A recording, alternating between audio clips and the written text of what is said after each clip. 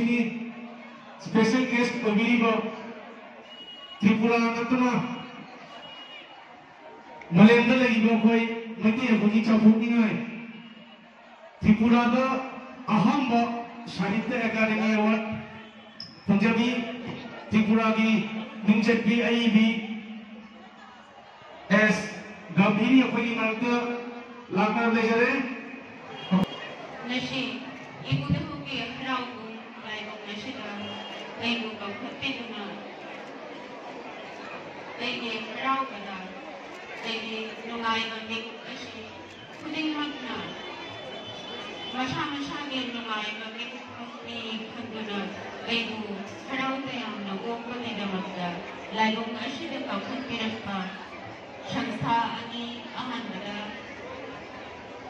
इबुधो उठीबा लाई हराउबा committee अमशुन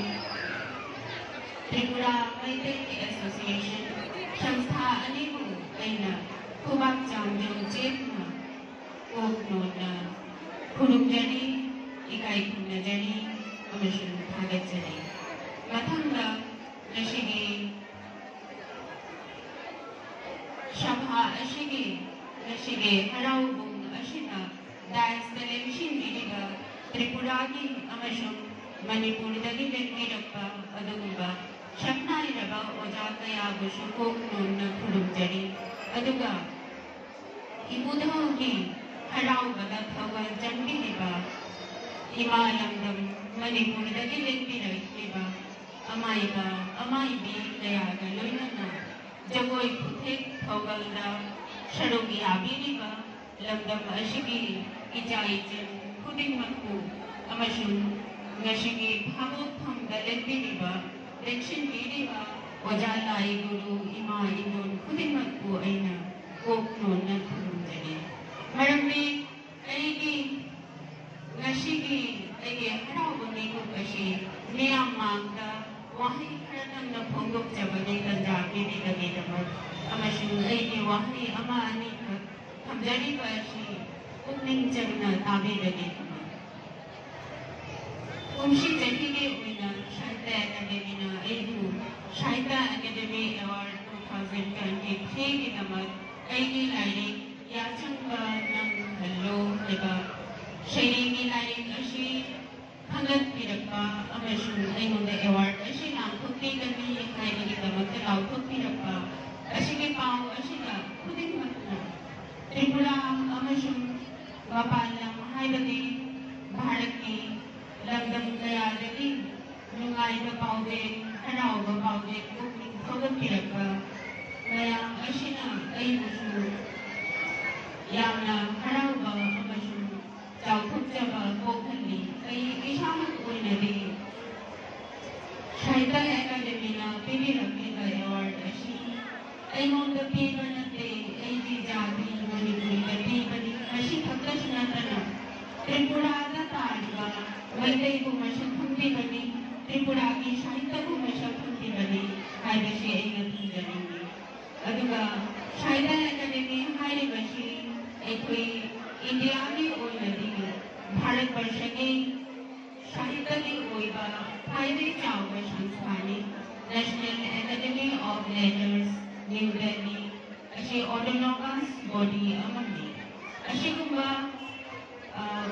यामना लेंजरबा संस्था academy अमना त्रिपुरा की पिकलबा खुगम अमदा बोक्जबा चावजबा direct licence Tripura दगी हिदोक्न मबांदा नंबा फंजरकबा अदुगा तौबगी वारखा university के अंदर दगी सब्जेक्ट डिग्री अमबुदी पाइजरे हाइरगशु वबालंगा अदुगुबा मशक्खो कशिखागदे ईशाना लौजबंगम खिदे अदुना कोइरगशु ऐना जकी कुंथागे एगी साहित्य शिलागे लंगेशिरा ऐना कथोचखिबा कया ऐना पनजखिबा कयाबु साहित्य अकादमी ने मशक्खो पिरक्का हाइबशी ऐ ईशामके ओनदी नोबेल प्राइज फंगगा जफाना नुंगाइबा फावी मरमनी ऐ कैदोंगे दशु फलु गलेते साहित्य अकादमी ना ऐ शक्ति रखनी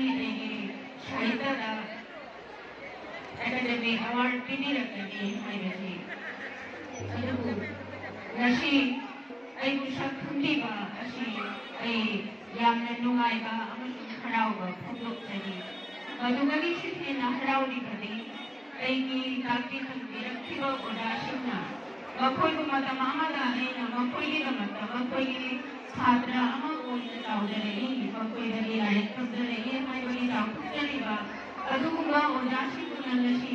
ꯑꯩꯕꯨ ꯒꯝꯚꯤꯔꯤ ꯑꯩ ꯅꯪꯒꯤ ꯑꯣꯖꯥ ꯑꯃ ꯑꯣꯏꯕꯗꯒꯤꯁꯨ ꯍꯦꯟꯅ ꯅꯪꯁꯦ ꯑꯩꯒꯤ ꯃꯇꯝ ꯑꯃ ꯁꯥꯇ꯭ꯔ ꯑꯣꯏꯔꯝꯃꯤ ꯍꯥꯏꯕꯁꯦ ꯑꯗꯨꯒ ꯅꯪꯅ ꯉꯁꯤ ꯐꯪꯂꯤꯕ ꯁꯝꯃꯥꯟ ꯑꯁꯤꯒꯤꯗꯃꯛꯇ ꯑꯩꯈꯣꯏ ꯆꯥꯎꯊꯣꯛꯆꯔꯤꯕꯅꯤ ꯍꯥꯏꯕꯗꯤ ꯑꯩꯒꯤ ꯑꯣꯖꯥ ꯅꯥꯏꯕꯨ ꯅꯨꯡꯁꯤꯕꯤꯗꯃꯛꯇ ꯑꯩꯅ ꯆꯥꯎꯊꯣꯛꯆꯔꯕꯕꯨ ꯉꯁꯤ ꯑꯩꯅ ꯇꯥꯛꯄꯤꯔꯝꯕ ꯑꯣꯖꯥꯁꯤꯡꯅ ꯑꯩꯒꯤꯗꯃꯛꯇ ꯆꯥꯎꯊꯣꯛꯆꯕ ꯍꯥꯏꯕꯒꯤ ꯅꯨꯡꯉꯥꯏꯕ ꯃꯤꯀꯨꯞ ꯑꯃꯈꯛ ꯑꯩꯅ ꯄꯤꯕ ꯐꯪꯖꯕ ꯃꯁꯤ ꯑꯩꯒꯤꯗꯤ ꯌꯥꯝꯅ ꯂꯥꯏꯕꯛ ꯐꯕꯅꯤ ꯑꯩꯒꯤ ꯏꯃꯨꯡ ꯃꯅꯨꯡꯒꯤ ꯃꯦꯝꯕꯔ ꯈꯨꯗꯤꯡꯃꯛ ꯑꯩꯒꯤ ꯏꯄꯨꯔꯣꯏꯕ ꯑꯃꯁꯨꯡ ꯑꯩꯒꯤ ꯌꯨꯝ ꯑꯅꯤ ꯍꯥꯏꯕꯗꯤ ꯏꯄꯥꯝ ꯑꯃꯁꯨꯡ ꯏꯄꯨꯃꯌꯨꯝꯒꯤ ꯃꯤꯑꯣꯏ ꯈꯨꯗꯤꯡꯃꯛꯄꯨ ꯑꯩꯅ ꯃꯤꯄꯨꯝ ꯑꯃꯒꯤ ꯑꯣꯏꯔꯕꯁꯨ ꯑꯩꯒꯤꯗꯃꯛꯇ ꯊꯃꯣꯏꯗ ꯆꯥꯎꯊꯣꯛꯆꯕ ꯄꯣꯛꯍꯟꯕ ꯉꯝꯕ ꯍꯥꯏꯕꯁꯤ ꯑꯩꯅ ꯇꯥꯏꯕꯪ ꯃꯄꯣꯛ ꯄꯣꯛꯆꯔꯛꯄ ꯑꯗꯨꯒ ꯀꯣꯂꯣꯝ ꯄꯥꯏꯗꯨꯅ ꯄꯔꯦꯡ ꯑꯃꯅꯤꯗꯪ ꯑꯩꯅ ꯁꯥꯍꯤꯇ꯭ꯌ ꯁꯦꯕꯥ ꯇꯧꯖꯕ ꯐꯪꯖꯕ ꯑꯁꯤꯒꯤ ꯃꯍꯩꯅꯤ ꯍꯥꯏꯅ ꯑꯩꯅ ꯂꯧꯖꯩ ꯑꯗꯨꯒ ꯄꯨꯟꯁꯤ ꯑꯃꯁꯨꯡ ꯍꯥꯏꯕꯗꯤ ꯄꯣꯛꯄ ꯑꯃꯁꯨꯡ ꯁꯤꯕꯒꯤ ꯃꯔꯛꯇ ꯂꯦꯟꯗꯨꯌꯥꯝ ꯑꯃꯒꯨꯝ ꯌꯥꯟꯗꯨꯅ ꯂꯩꯔꯤꯕ ꯃꯤꯑꯣꯏ ꯃꯄꯣꯛ ꯅꯨꯃꯤꯠ ꯅꯤꯅꯤꯒꯤ ꯃꯤꯑꯣꯏ ꯃꯄꯣꯛ ꯑꯁꯤꯕꯨ ꯑꯩꯅ ꯀꯌꯥꯃꯨꯛ ꯅꯛꯅ ꯎꯕ ꯐꯪꯖꯈꯤ ꯑꯗꯨꯒ ꯃꯗꯨꯒꯤ ꯄꯥꯎꯗꯝ ꯃꯗꯨꯒꯤ ꯋꯥꯍꯩ ꯀꯌꯥ ꯑꯋꯥ ꯑꯅꯥ ꯄꯨꯟꯁꯤꯒꯤ ꯑꯁꯤꯒꯨꯝꯕ ꯑꯁꯤꯅꯤ ꯑꯩꯒꯤ ꯌꯥꯆꯪꯕ ꯅꯪ ꯈꯜꯂꯣ ꯍꯥꯏꯕ ꯁꯩꯔꯦꯡ ꯂꯥꯏꯔꯤꯛꯀꯤꯁꯤꯗ ꯑꯩꯅ ꯐꯣꯡꯗꯣꯛꯆꯔꯤꯕ ꯑꯁꯤ ꯑꯩꯅ ꯃꯔꯨ ꯑꯣꯏꯅ ꯄꯥꯟꯗꯝꯂꯤꯕ ꯊꯤꯝ ꯅꯠꯇ꯭ꯔꯒ ꯍꯤꯔꯝ ꯍꯥꯏꯔꯒꯗꯤ ꯁꯃꯥꯖ ꯁꯪꯁꯀ꯭ꯔꯤꯇꯤ ꯑꯃꯁꯨꯡ ꯄꯨꯟꯁꯤꯕꯨꯅꯤ ꯃꯔꯝꯗꯤ ꯁꯃꯥꯖ ꯁꯪꯁꯀ꯭ꯔꯤꯇꯤ ꯑꯃꯁꯨꯡ ꯄꯨꯟꯁꯤꯕꯨ ꯃꯁꯛ ꯈꯪꯗ꯭ꯔꯕꯗꯤ ꯁꯃꯥꯖ ꯑꯃ ꯆꯥꯎꯈꯠꯄ ꯌꯥꯔꯣꯏ ꯍꯥꯏꯕꯁꯤꯅꯤ ꯑꯗꯨꯒ ꯉꯁꯤꯒꯤ ꯁꯃꯥꯖ ꯑꯁꯤꯗ ꯐꯖꯕ ꯑꯃꯁꯨꯡ ꯅꯨꯡꯁꯤꯕ ꯂꯩꯇ꯭ꯔꯒꯗꯤ ꯁꯥꯟꯇꯤ ꯂꯩꯇꯦ ꯃꯐꯝꯗꯨꯗ ꯁꯥꯟꯇꯤ ꯂꯩꯇꯕ ꯃꯐꯝꯗ ꯆꯥꯎꯈꯠꯄ ꯀꯩꯗꯧꯅꯤ ꯂꯥꯛꯄ ꯍꯧꯅꯗꯦ ꯑꯗꯨꯅ ꯁꯥꯟꯇꯤ ꯇꯥꯏꯕꯪ ꯃꯤꯑꯣꯏꯕ ꯈꯨꯗꯤꯡꯃꯛꯅ ꯁꯥꯟꯇꯤꯕꯨ ꯏꯊꯧ ꯂꯥꯡꯉꯤꯕ ꯑꯁꯤꯅꯤ ꯑꯗꯨꯅ ꯑꯩꯅ ꯈ꯭ꯋꯥꯏꯗꯒꯤ ꯍꯧꯖꯤꯛꯀꯤ ꯁꯃꯥꯖ ꯁꯪꯁꯀ꯭ꯔꯤꯇꯤ ꯑꯃꯁꯨꯡ ꯄꯨꯟꯁꯤꯗꯒꯤꯁꯨ ꯍꯦꯟꯅ ꯑꯩꯅ ꯃꯔꯨ ꯑꯣꯏꯅ ꯂꯧꯔꯤꯕ ꯃꯇꯝꯅ ꯄꯨꯔꯛꯄ ꯑꯩꯈꯣꯏꯒꯤ ꯁꯥꯍꯤꯇ꯭ꯌ ꯑꯃꯁꯨꯡ ꯁꯃꯥꯖꯀꯤ ꯏꯍꯧ ꯀꯌꯥꯗ ꯁꯃꯥꯖ ꯑꯃꯁꯨꯡ ꯁꯥꯍꯤꯇ꯭ꯌꯗ ꯃꯇꯝ ꯈꯨꯗꯤꯡꯗ ꯏꯗꯝ ꯀꯌꯥ ꯂꯥꯛꯈꯤ ꯁꯥꯍꯤꯇ꯭ꯌꯗꯁꯨ ꯏꯗꯝ ꯀꯌꯥ ꯂꯥꯛꯈꯤ समाज की यावल कया इदम कया मतम पुरखी अदु फाइनली अजोबो इदम दी ऐना लौजबडी ह्यूमनिज्म मानवतावाद हाइबदी मैदे योना हाइरगा मिरमलेन हाइरगस मिरमलेन थुंगबदी समाजमा कयदोंनि जाफुके यादे हाइरगसनि मरुइना ऐगे साहित्यदा थंजरिबा खुदिमाको ऐगे वाहे खराची उतलिंग थादमेना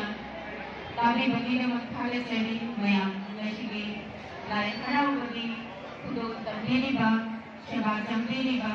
जगोई खुते एंजॉय